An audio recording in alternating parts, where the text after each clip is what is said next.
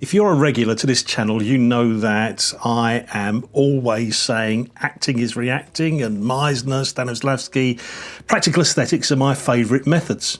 I think the most exciting way to act is by being alive to everything that's going on around you and reacting to that.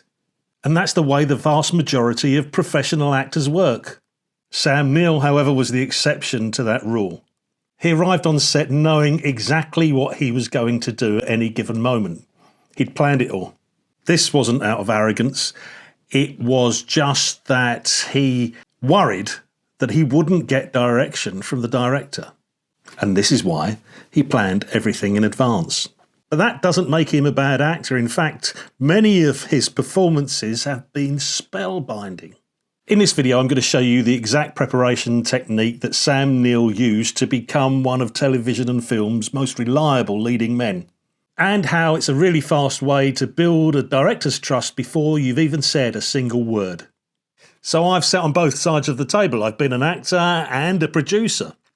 And I know that what a director secretly likes the best is having an actor turn up knowing exactly what he's going to do. Not someone who needs hand-holding, someone who turns up, hits the mark, delivers his lines with his choices already baked in. Sam Neill was that actor, and he was absolutely explicit about how he did it. He didn't want to have to wait for the director to tell him what his motivation was, because the director might not know yet.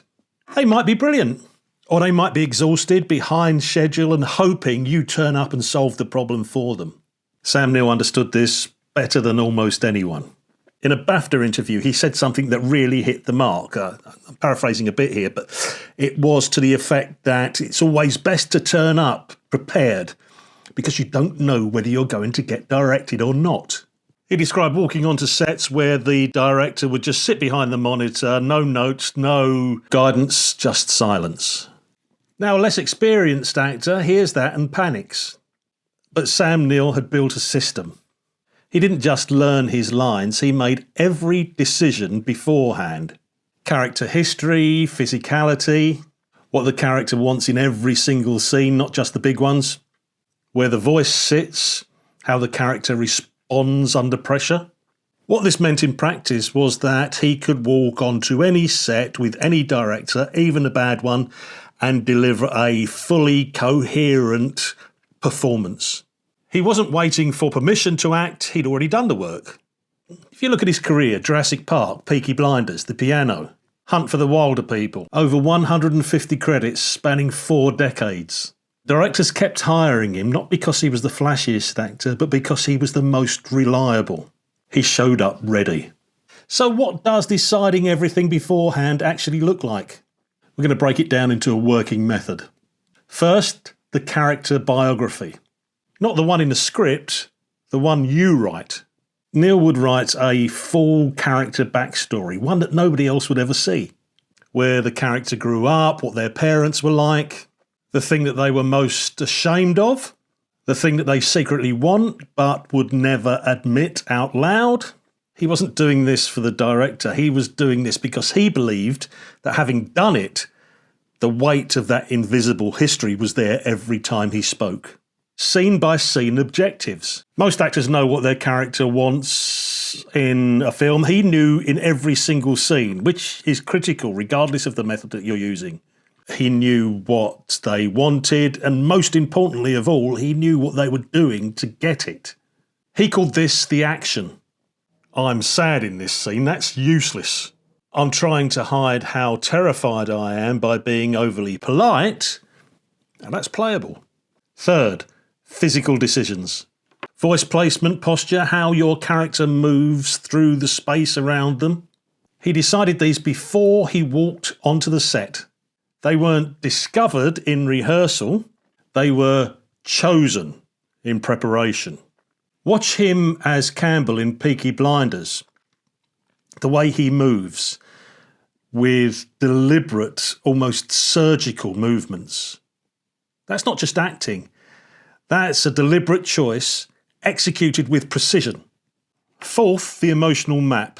Neill didn't leave his emotional performance to chance.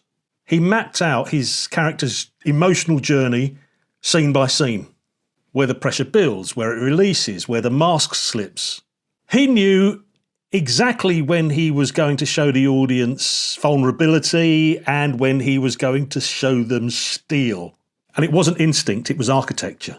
Now, when I was on EastEnders, I learned this lesson the hard way. The schedule on a soap is brutal. You're doing something called rehearse record, which basically means that you don't rehearse. You block it and then film it. The director's under pressure, the crew are under pressure. Nobody's got time to talk you through a character journey for a 2-minute scene in the Queen Vic. Early on, I made the mistake of turning up expecting to be directed. What actually happened was I'd do a scene, the director would say fine, and we'd move on. I'd watch it back later and think I didn't make one interesting choice in that entire episode. I was just saying the words. The actors who thrived on that set were the ones that turned up with their performances already locked in. They'd made their decisions. The director could tweak things, but the foundation was pretty solid. Once I started doing that, arriving fully prepared, having made all my decisions, my work started getting better and the directors noticed. Here's an analogy that helped me. Some actors prepare for a role like they're packing a case on the morning of a flight, throwing things in, hoping they've got enough, terrified that they've forgotten something important. Sam Neill prepared like he was moving house. Everything was boxed, labelled and packed onto the van days before. So when he arrived on set, he wasn't scrambling, he was just unpacking. Here's the counterintuitive bit. You'd think that all of that preparation would make the performance look rigid, locked in. But actually, it's the opposite. When you've made all of your decisions beforehand, it can set you free. You're not wondering what your character wants or how they'd react. You already know. So you can be present. You can listen. And then you can react truthfully to what the other actor is giving you. Preparation isn't the enemy of spontaneity. It's the thing that makes spontaneity possible. So here are 3 exercises you can do at home before arriving on set. First, the invisible biography.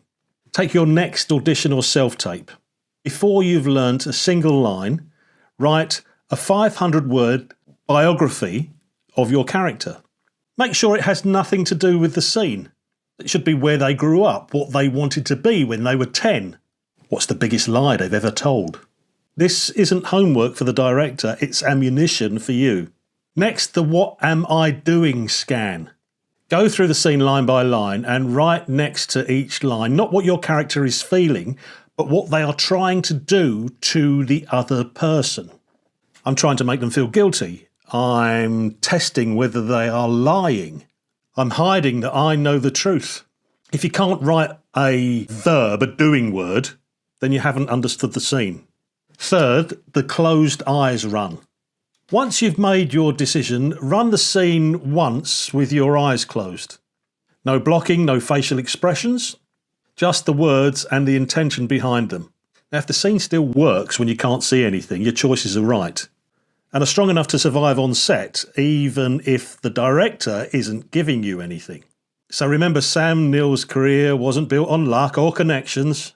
It was built on a simple principle: arrive ready. Decide everything that you can decide before you walk through the door. Because the directors who guide you brilliantly are very rare. And the ones who sit silently behind the monitor are the rule, not the exception. Your preparation is the thing that makes you a director-proof actor. Which aspect of preparation work do you find the hardest? The backstory, the physical choices, or the emotional mapping? Put it in the comments and I will get back to you with something specific. If this lesson helped, please subscribe. It helps us out enormously. And if you want to train to be an actor without the cost of going to drama school, visit www.actingacademy.org. There's a great staff of brilliant teachers, including me. You can work at your own pace from home, and it qualifies you for Spotlight membership. If you want another screen acting masterclass, watch this video I made about Cillian Murphy's stillness technique. Or if you want to know how to handle the thing that kills most acting careers, watch this one I made about dealing with rejection. I'll see you in whichever one you choose.